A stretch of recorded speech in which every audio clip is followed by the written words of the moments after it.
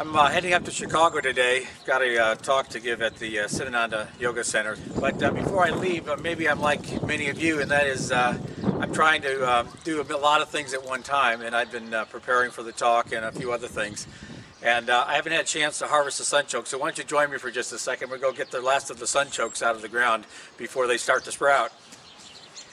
Those of you who aren't familiar with sunchokes, they're Jerusalem artichokes. They're not from Jerusalem and they're not artichokes, but that's what we call them. Sunchokes is the nickname for them. And the reason I love these is because they are, to me, the epitome of what we're looking for in a permaculture design. This is something that Becky and I just punched into the ground. It was in the fall before the snows flew, a year and a half ago. And we kind of forgot that we even put them in the ground. And the next spring we have this ring of sunchokes coming up around this ash tree, this green ash tree. We didn't do anything with them all year long. Now it's the winter's come and gone. Here it is spring, and it's time to harvest the sunchokes before they sprout and start producing more plants.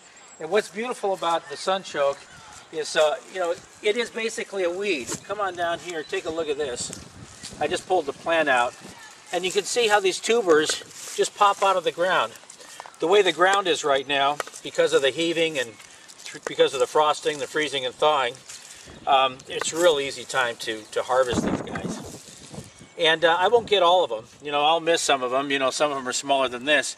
And they'll all sprout, and I'll have sunchokes here again in another month. And I'll harvest them again same time next year, and that's all I'm going to do with these.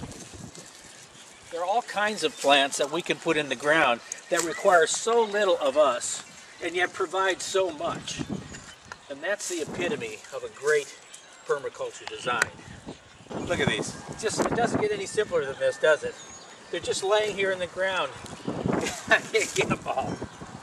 My invitation to you is to take a look at the possibilities behind a more permanent culture, a permaculture way of living, where we can do things that are fun, things that are simple, but things that take care of the earth and take care of ourselves at the same time.